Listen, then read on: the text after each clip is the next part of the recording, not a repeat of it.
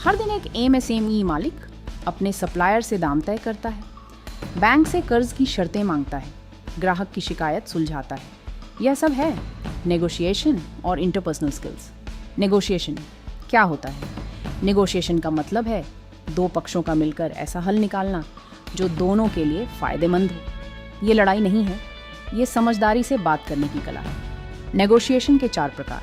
पहला, डिस्ट्रीब्यूटिव यानी win loose, जहां एक जीते एक हारे एक बार के लेन देन के लिए। दूसरा, इंटीग्रेटिव यानी विन विन, जहां दोनों पक्ष फायदे में रहें, लंबे रिश्तों के लिए। तीसरा, कोलैबोरेटिव, जहां दोनों मिलकर एक साझेदार की तरह काम करें। चौथा, कॉम्प्रोमाइज, जहां दोनों थोड़ा थोड़ा छोड़ें।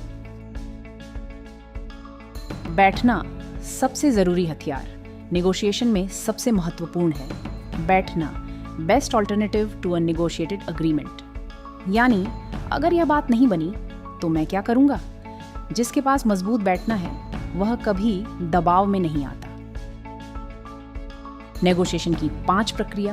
पहली, तैयारी, 80% परिणाम यहीं तय होता है। दूसरी, शुरुआत, पहला नंबर रखो सोच समझकर। तीसरी, चर्चा, सुनो समझो सवाल पूछो।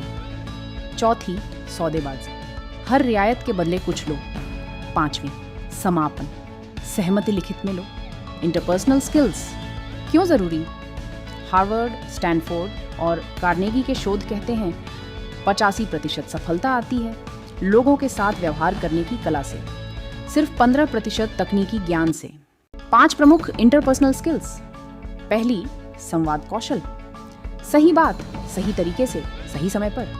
दूसरी, इमोशनल इंटेलिजेंस, अपनी भावनाओं को समझना और काबू रखना।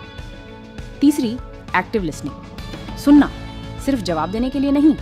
चौथी, एम्पैथी, दूसरे की तकलीफ को महसूस करना। 5वीं, कॉन्फ्लिक्ट रेजोल्यूशन, मतभेद को रिश्ता बिगाड़े बिना सुलझाना। इस वीडियो में हमने समझा नेगोशिएशन एक सीखी जाने वाली कला है, 4 प्रकार की होती है। बांटना नेगोशिएशन का सबसे मजबूत हथियार है। 80% परिणाम तैयारी में तय होता है। इंटरपर्सनल स्किल्स 85% सफलता इन्हीं से आती है। इमोशनल इंटेलिजेंस, एक्टिव लिसनिंग और एम्पैथी हर एमएसएमई मालिक के लिए ज़रूरी है। धन्यवाद।